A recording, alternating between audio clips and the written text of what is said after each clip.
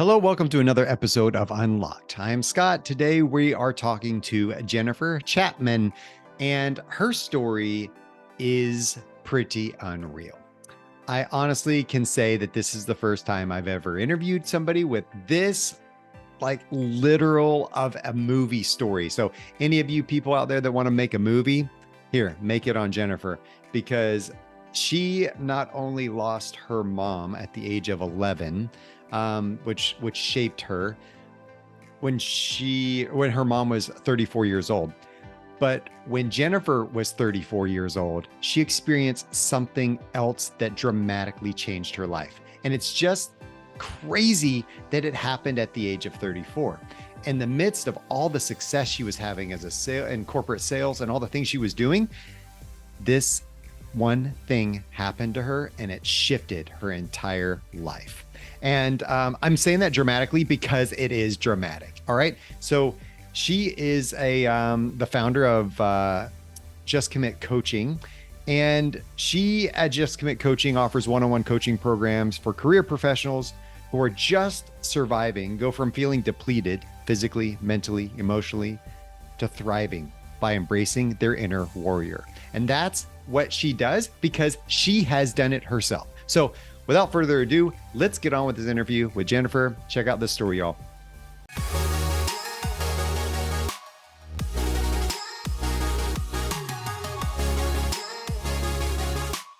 Hello, Jennifer. So good to see you. Scott, it's good to be with you today. Yeah. So I am selfishly hoping that I'm going to get coached a little bit on this call. So, And no pressure. yeah, no pressure. No, I think what you have to offer is really insightful. We've talked a little bit before the call, and previously even about your story. And I think that your journey from corporate sales to where you are now is, your story. It's pretty unique. So let's just kick it off with that, if that's cool. Love to. Let's do it. Where So, do you want me to start? oh my gosh. So 5 years old or so. No, I'm just kidding. No. Yeah, I was Let's going to say I was born June no, 2nd. no. Let's go from this whole transition, right? Like you had a corporate sales career and you were killing it, right? Yeah. And you were doing great. I mean, granted, losing your mom early on shook you to some extent, right? And the growing up and how that shaped who you are now, and then having this other experience when you're in the corporate world. So give us some context there. And I mean, I kind of started it, but you're going to Yeah. finish it because it's your story and it's amazing. So I want to hear it. Well, thank you. Yeah, I like to share, I like to start at the point of coming off the most successful year that I had ever had in sales in 2016. And it was a fiscal year. So at the end of May, it was like I had done it. I had hit President's Club. And it was just this incredible year, and ultimately, when I was reflecting on it on that day, and I had turned 34 2 days later. So I was, taking it all in. And I not only I felt relieved. I felt relieved hitting President's Club. I mean, there was some excitement, elation, but ultimately I felt tired and I was grateful, but just it took a lot. It took a lot. And then, to turn 34, it was that moment, that epiphany that I had that my mom was 34 when she passed. And so it was that moment of like, man, I still feel so young. I still have so much to do here in this life, And so it was kind of that it was a not like any other birthday, I will say. And then 9 months later, still cruising in corporate sales and transitioning roles and trusting in my sales manager that this was the best move for me. And he had belief in me. And I was leaving for work that morning, and life and my body had different plans for me in that moment. And yeah, as a young, pretty healthy 34-year-old, I suffered a life-changing stroke.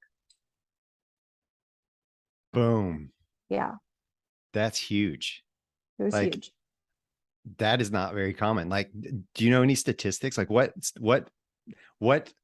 like Mm. population percentage actually experiences strokes at age 34, like that More young. than you would know, more than you would Really? think. Okay. Yeah. And no one in my family had ever had one. No one, in our close circles had suffered one. So that was never something I had thought was even a possibility. Didn't know much about it. And so when I was diagnosed with that, and it definitely took them several hours to diagnose, I think because of my age, the first neurologist diagnosed me with vertigo, and it was certainly not that. And so I don't know the statistics. That's a great question.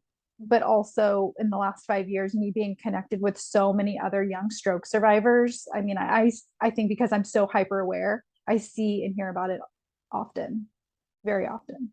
So what kind of symptoms did you experience? I know this call isn't necessarily about that, but I think it's still educational and insightful for a lot of people out there that I do may too. experience the same thing. Yeah, no, thank you. I love to shed light on it and do want to bring awareness and attention to it. I don't think mine were as normal um as other symptoms, but I immediately started sweating profusely through my clothes within seconds and got overwhelmingly dizzy. I mean, quickly. And then within probably 5 minutes of that, when I called my aunt to tell her something doesn't feel right, and she's like, "You don't sound right." And I could tell that my voice was starting to change, and I could tell that it was getting harder to swallow. But luckily, I can tell you that your brain goes into protection mode, and it didn't allow me to like freak out and panic. It just allowed me to stay completely in control and kind of take it literally 1 second at a time, and to go through the motions of calling 911, waiting for them to come, putting me, I'm not processing like, oh my gosh, what's happening right now. Thankfully, I didn't do that. So, so you have this life-changing experience, right? Yeah. Then what? After going through the acute rehab process of relearning the basic things that we all do and take for granted every day, such as learning how to walk and swallow, and going through outpatient therapy for 4 months, going through speech therapy, and learning to drive again and get my license back. And yeah, going through a whole lot of physical rehab and recovery, I thought, well, I want to go back to what I know. I want to go back to my normal, whatever that is. And so I went back to corporate sales. I Okay. don't I don't advise that. Okay. What, why? What happened? You're I like, you went made back. President's Club. You were crushing it, right? I Like, why I wouldn't did. you It want to go back was. to that? I loved it. Yeah. Yeah. Looking back, reflecting now, I went back too soon. I was, my body was still healing. It was in healing mode. And so, and I'm very thankful that I went back to a corporate organization that was so supportive of me, because I know that is not always the case. So I do want to point that out as well. They were so gracious with me, and it was not like I was going back and them saying, "Okay, what are you going to sell this next quarter?" That was not the question they asked. It was just like, do what you can do each day and support your team around you, and that's all we ask of you. And if you need to leave early or come in late, do it. Just tell us. We're here for you. So I loved that. But for me, I was, I think, living in this world of fear and anxiety, of any little move that I thought I was going to make that would make me feel dizzy again or off balance, that I was going to have another stroke. That's what I was living with every day for a long time. Yeah. My mom went through cancer a couple years ago, right? And so every time now she goes, "Oh, I have a fever," like, because that was a symptom that she was experiencing beforehand. And anything that pops up, it's just like, oh, there's that Oh thing. yeah. There's that thing. Right. So it's that constant. Now that can hinder a lot of people. Right. And so did it hinder you, that mentality? Like, how did you cope with that? Mm, I definitely think it can hinder you, but I would much rather be hyper aware of what's going on and it be nothing than continue to go around doing what we're taught as a society. I will share that, because when those symptoms first started showing up within those first couple of minutes of that morning, I thought to myself, okay, I know something's going on here, but I'm going to hope it subsides. I'm going to go to work today and I'm going to deal with it later. I'll make a doctor appointment later. No, my body was telling me something different, and I had to listen. I, heaven forbid I didn't. I don't even want to think about what if. So I would much rather be hyper aware and it be nothing than ignore what my body's telling me and it turn into something worse. Okay. Yeah. So you went back to work. You went back too soon. They were very supportive. The organization that you worked for was super supportive, super great. But you don't do that anymore. No, I do not. So how did that happen? Through that, I stayed with them for another year and a half. And through that next year and a half, I was still dealing with the mental and emotional recovery of a stroke. And I felt like I was unstable in that department. And so while still working for them, I'm thankful that I reached out to a friend who said, why don't you try working with a life coach to help you? And I was so open to anything because I knew that I did not want to stay where I was. And that's maybe something we'll get into, but I mean, that's the first step, is knowing I don't want to be here anymore. How do I get out of here? And not saying, well, I don't want to be here anymore, but I really don't know what to do, so I'm just going to stay here, which is what I see a lot of people do. So I hired a life coach and worked with her for 8 months every other week in a coffee shop. And for those first few sessions, I was the emotional hot mess in the corner of the coffee shop. And she just sat with me and listened and held that safe space for me with no judgment and let me process what was going on. Okay. Powerful. So Yeah. then you thought, wow, this is cool. Like, this is impactful. And maybe I should do this. I wasn't there yet.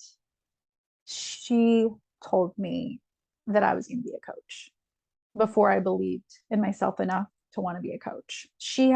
I had lost all confidence, Scott, in myself. And although I knew that I was no longer fulfilled selling what I was selling anymore for this corporate organization, and if I could give them a shout out, I worked for Centos, and they were such an amazing company and still are. And I'm still connected to a few people there. And they brought me it just pure joy. Just what an incredible experience. But I was no longer fulfilled selling floor mats and restroom supplies, if you can believe it. And so I thought, I was being recruited on LinkedIn at the time. And because of my success, I was being recruited to kind of up level and go sell either medical device or pharma sales. And I started to interview thinking, well, at least I'm going to sell something that's going to make a difference for somebody and make them feel better. That's what I thought, which you do.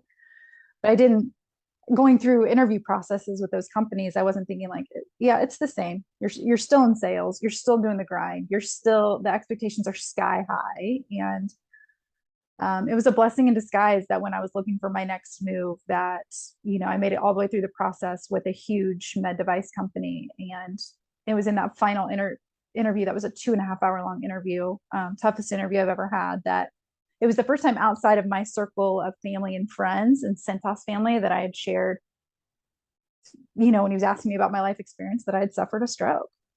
And I can immediately feel the shift in the room.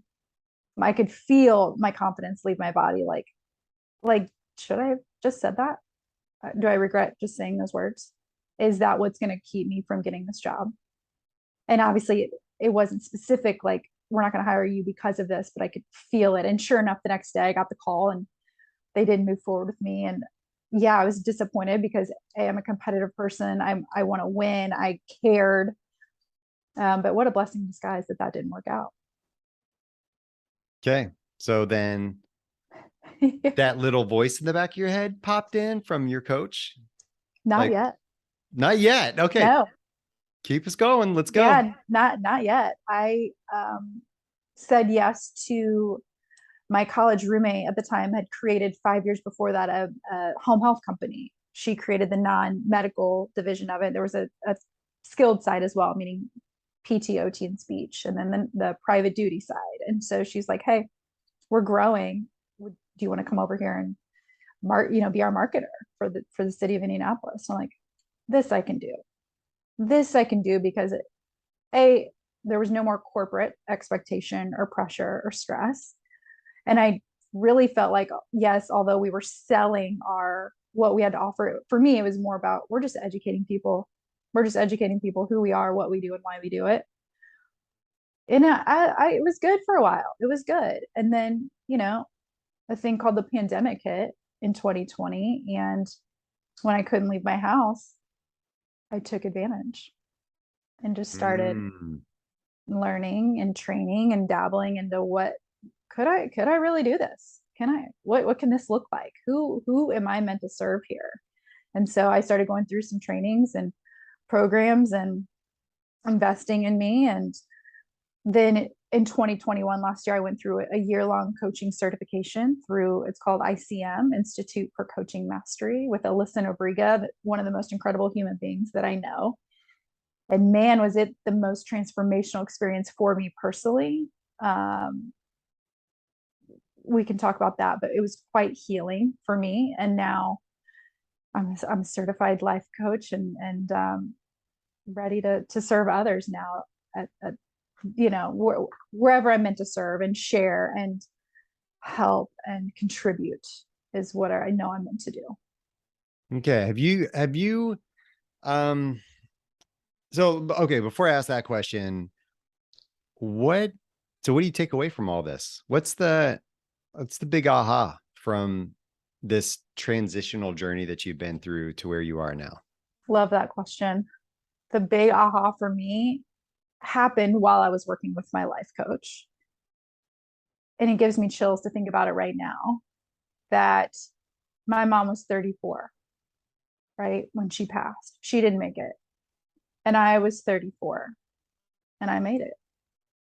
And there's a reason for that. And so it's to not only honor my mom's legacy and know that she is with me in this next huge chapter of my life, but that, yeah, I'm meant to serve others and help them move forward as well. And that, I had this conversation with this guy a couple months ago, and he was like, so you had a career before and now you've stepped into your calling. And I was like, yeah, I have. That's right. That's cool. Thank you. That's cool. It feels really good. Yeah, I bet. And that, like, the 34-year-old thing. Yeah. That's, I don't know what that is. Like, what do you even say? Like, that's crazy. Yeah. Because I told, it's like losing my mom at I was 11 years old at the time. And so losing her suddenly like that, and no, she did not pass from a stroke. I get asked that, but it was still a very quick, sudden loss. That would have been enough for a kid and an adult in a lifetime, or to have a stroke at 34 would be enough for one adult in a lifetime. But to have both at the same age, like everything truly came full circle for sure. That's unreal. It is. Not many people can have that life experience, right? And yeah. And so when you think about your purpose, your why, your vision for what you want to do, right? Those are kind of different things, but what is that? I know it's to make a contribution to something that's bigger than myself. And it's doing what I'm doing, and it's, which I love doing podcast guesting, and I'm so honored to be speaking with you on yours today, but to share my message in hopes that someone in your audience hears it, whether they reach out or not, or feel called, but that something landed with them that makes them maybe think or pivot or gain a different perspective. That's what it's all about for me, for sure. And what is that message? That you're not meant to be on this earth to just survive and to go through the motions, especially over these last 2 years, let alone anything that's happened in your life before that. But that you're meant to thrive, and you're not meant to do it alone,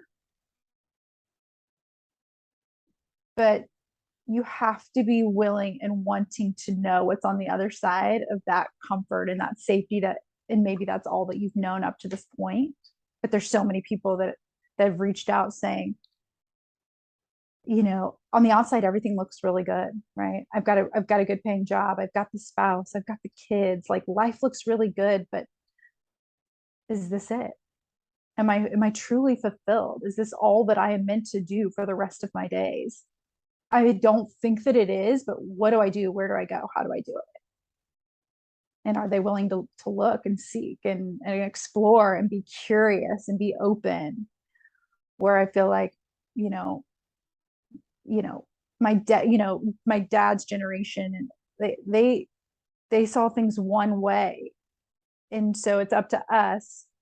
We have the ability to either continue on that path and think that's the only way to get there, right? Is to like work your 10 to 12-hour days, 5 days a week, and retire when you're 65. Not that there's anything wrong with that, because he's a tremendous human being, and he's definitely one of my people.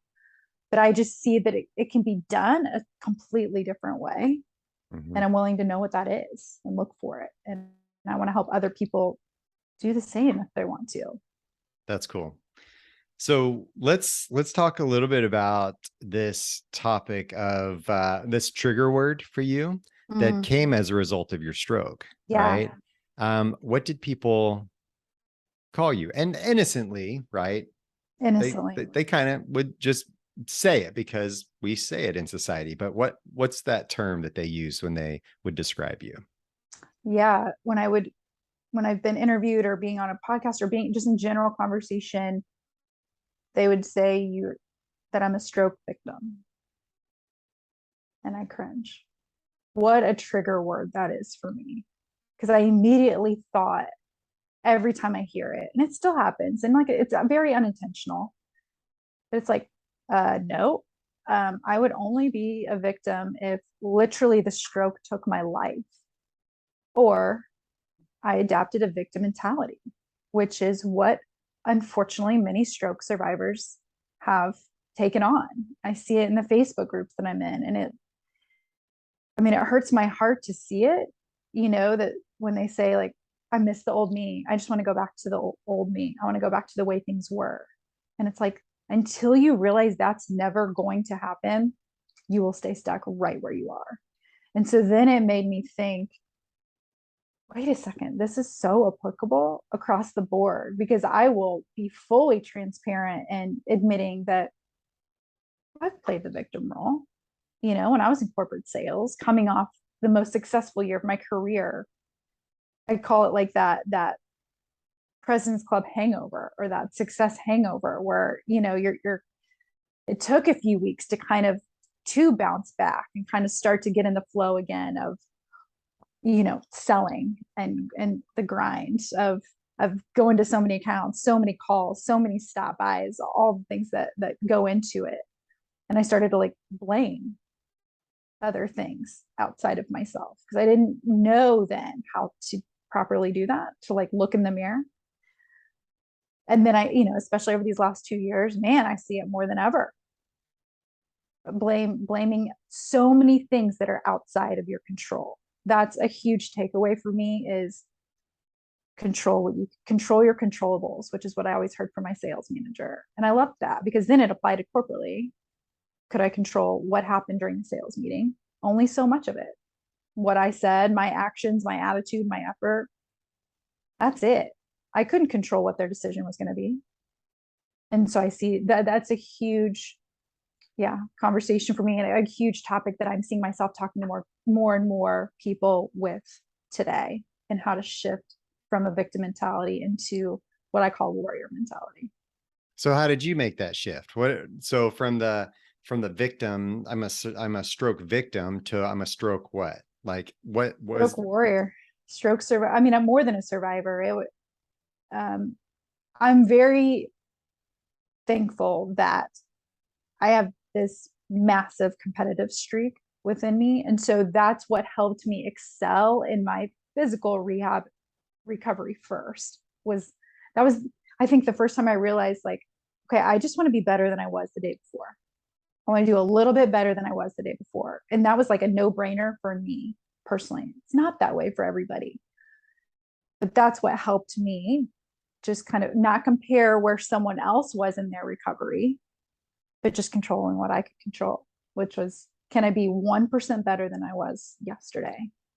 And so that's really what has carried me these last 5 years, and continuously wanting to get better and continuously wanting to heal in every capacity, in every area of my life. And my health is still my number one, because I'm just so hyper aware and listening to my body. And so that it's creating those small shifts every day, and to help keep myself, when I got up in the morning, what was I going to tell myself? Did I want to go back to sleep, especially on the hard days? That's when I needed to and wanted to get up and improve in some area. So that's what I love to talk about. Okay, so you've been talking a lot about, just recently, and you don't only talk about victim mindset. You talk about a lot of different things, but I'm gonna just harp on that for just a second, if I can. So this victim mindset, you spoke about that recently to a group that you were coaching at a local school. What is it that you're talking about as far as victim mindset? What's the challenge that you are, I guess, coming up against a lot with individuals and victim mindset? I first like to mention maybe why someone's has it, and maybe they're not even aware of it, which is a lot of the times they're maybe not even aware of it. But really, I think the number one thing more than anything else of how that can show up is literally any unhealed trauma that you have, or anything in your past that is unfinished, is going to show up in your future if you haven't dealt with it. It's guaranteed. And that can be a lot of forms, right? It could be a loss in your life, some sort of grief that you still have that you haven't dealt with. It's not an easy topic, but it's so important. And oh, by the way, we're all going to face it at some point if we haven't already. I'm not an expert on abuse by any means, but when, whether you've been mentally, emotionally, or physically abused, you are a survivor.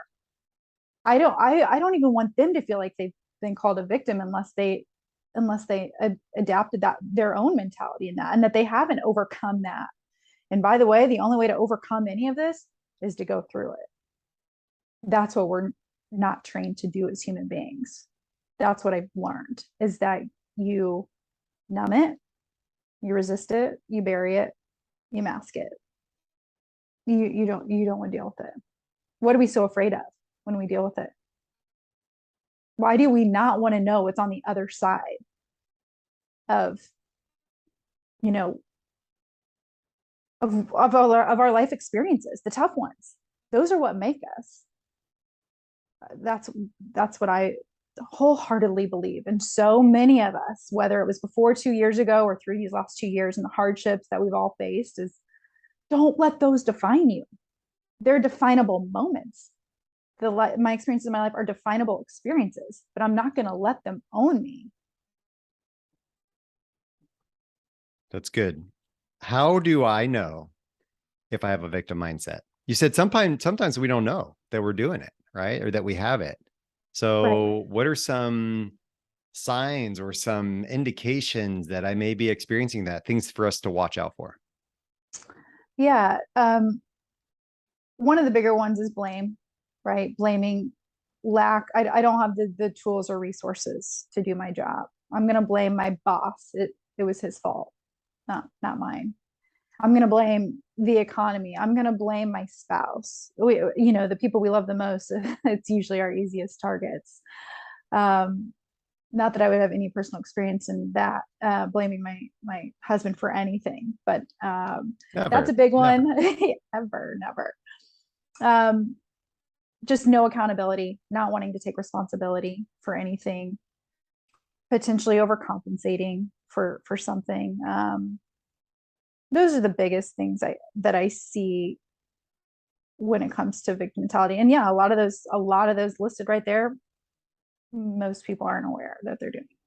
Yeah, and I heard this quote in regards to that too, and I'll mention this sometimes to my clients as well. But every victim needs a villain, Mm, and just thinking about, you're if if you feel acted upon, right, yeah. and not in control of that thing, then you automatically, right, like you said, you defend, you blame, Yeah. you're always looking for the outside thing that is affecting you and causing all of this, and And not that, taking responsibility.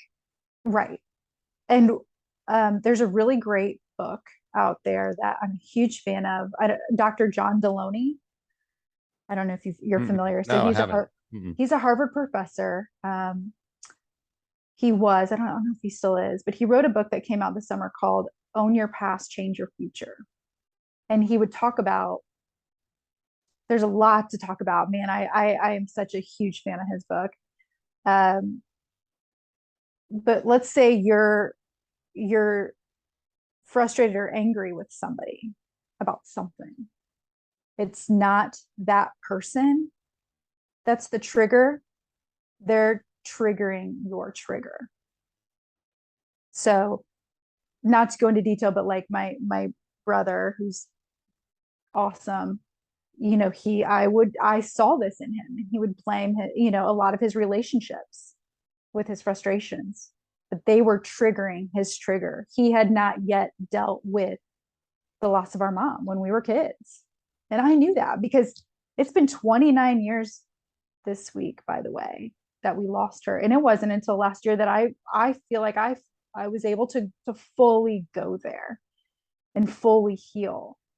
So for it to take that long for me, and he wasn't nearly ready yet for himself until these last few months, and he's been able to go there and deal, and he is a completely changed human being for doing so. It's amazing. So just notice when you're frustrated at somebody or judging somebody, that's because it's life is a mirror. It's reflecting back to you something that you haven't dealt with yet. Are there any kind of, and I'm kind of putting you on the spot here, but if I recognize that I have this victim mentality, right? Um, is there anything I can do to kind of help myself with that? Like move beyond it, start to work on it? Like, what are some small, minute things, if I don't have a coach or something like that to help me process this information, or a therapist? Those are different things, right? And we just Right. maybe care about what those are. But what is what are some tips you give people? I would first check in with what what's your self-talk look like? And because I thoughts are just thoughts. The thing that, one of the only things we can control in this life is literally what's going on in our own head. Hard to do because there's the ego part of us that likes to take over and protect us, keep us safe. Um, and what we're really good at, our mind is a meaning making machine. So you could have a thought that comes up. The question is then, what are you making it mean? Are you identifying with it? Are you judging it? Those are what's going to get you stuck.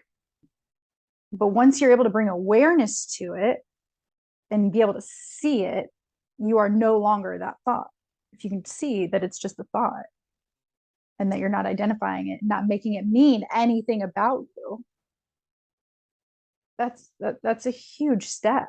And then to accept it versus what we're taught probably as kids versus and what we did as a kid, which was either what flight, fight, freeze, like resist, numb, defend.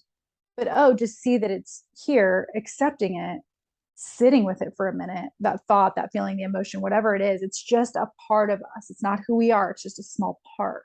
But meeting it with acceptance and saying, okay, I see you, but I'm not going to continue to follow that path. I'm now ready to take it in a different direction.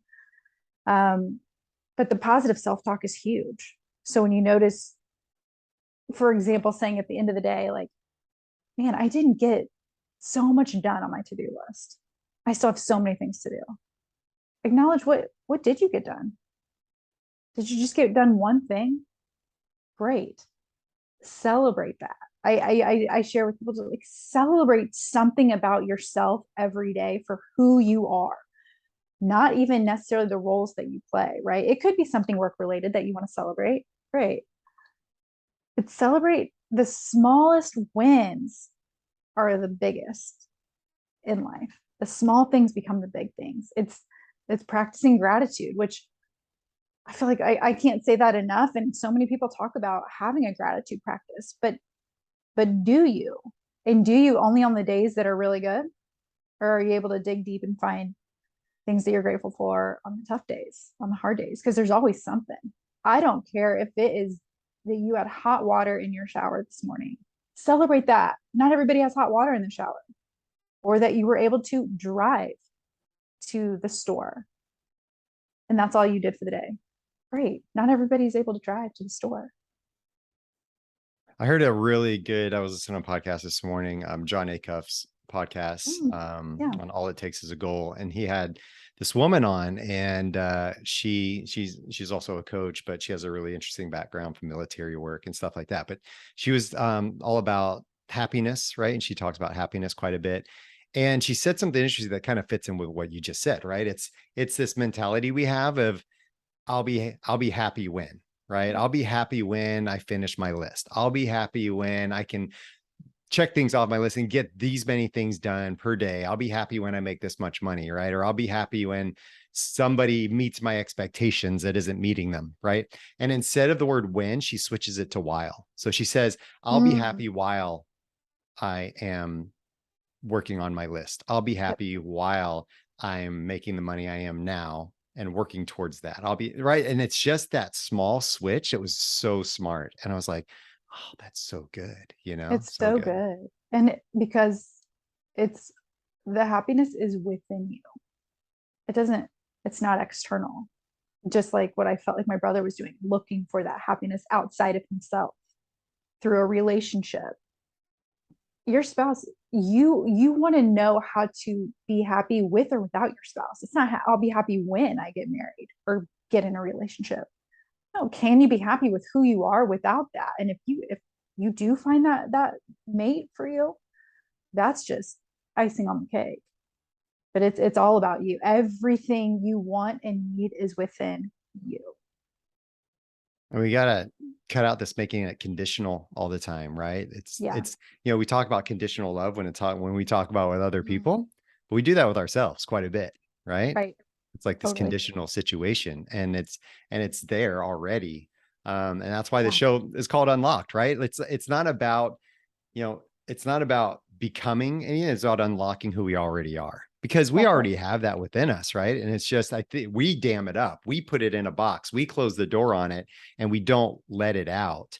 For some reason, right? We're afraid of something and trying to hide something, trying to prove something to somebody, and that can hold us back quite a bit. Totally. From building influence with other people, building relationships, letting ourselves be who we are really truly designed to be. And it hurts, it hurts not only us, but other people around us that could benefit. Totally. I think we make it a lot harder than it actually is, because that's the conditioning and what we taught or what we were what we learned as kid, and everything we are now, we've in some way probably learned it by the time we were age 7, 8, 9 years old, through family, through media, through all external sources. But now it is ultimately everything is within you. And I guess the message I would share is it's like that whole putting on the oxygen mask first. Is your soul cup, your cup, it's not half empty or half full, it's always full. What is it full of?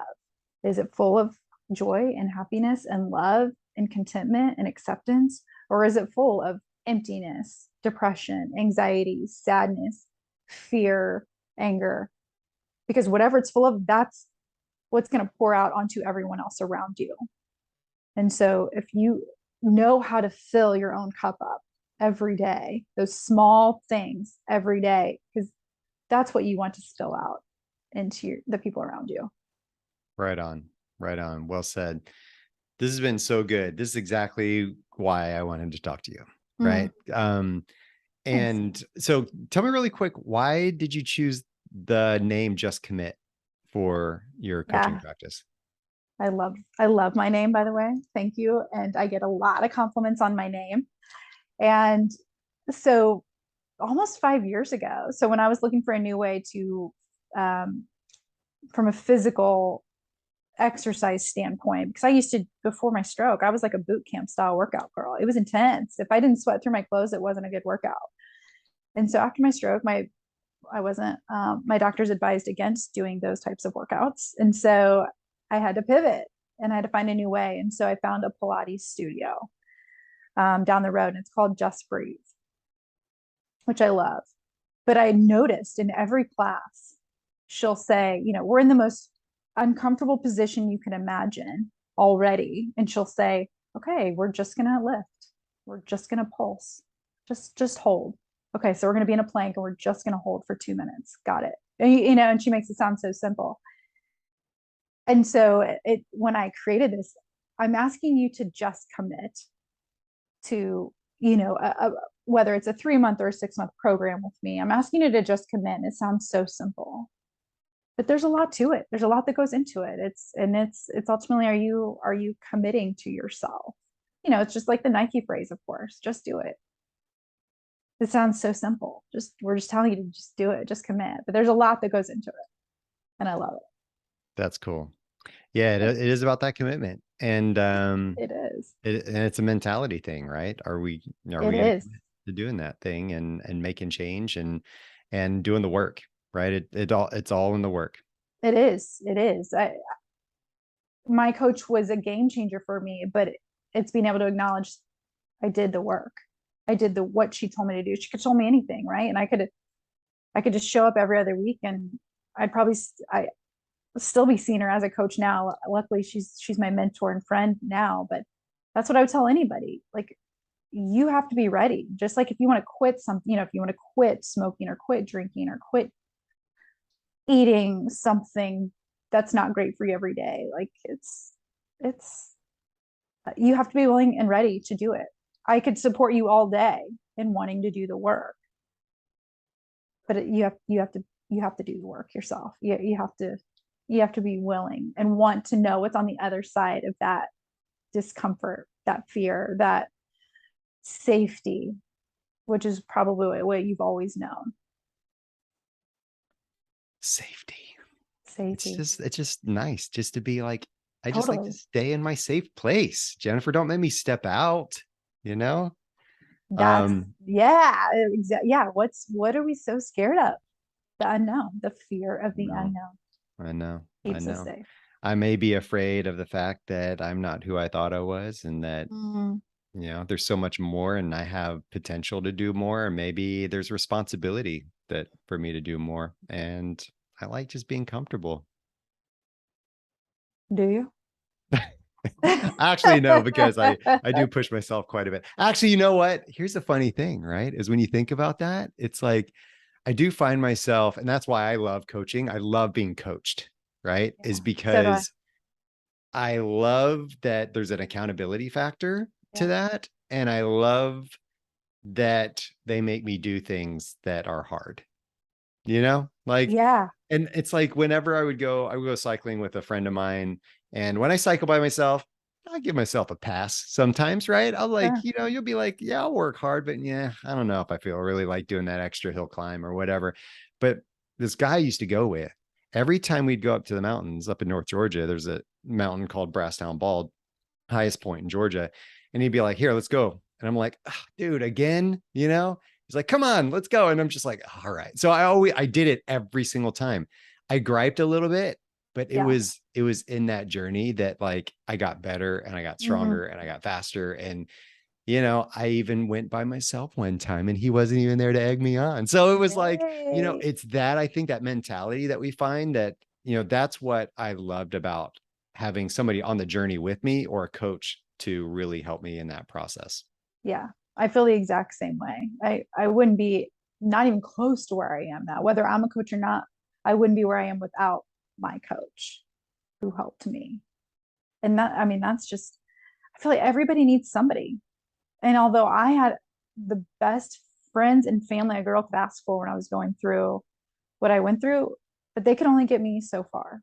And they were there to listen and give me a hug. And that was great. But I was like, I wanted more.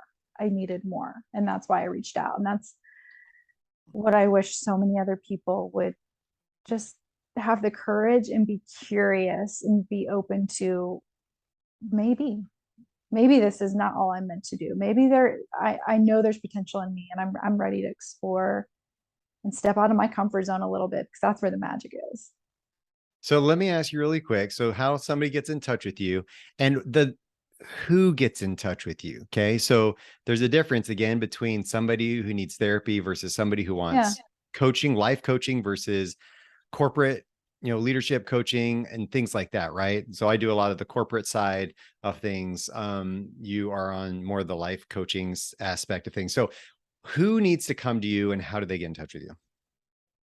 Yeah, thanks for asking. A lot of women have gotten in touch with me more than men, that have come to, that they've realized that they're ready to kind of take themselves to the next level. Like it's been a rough 2 years.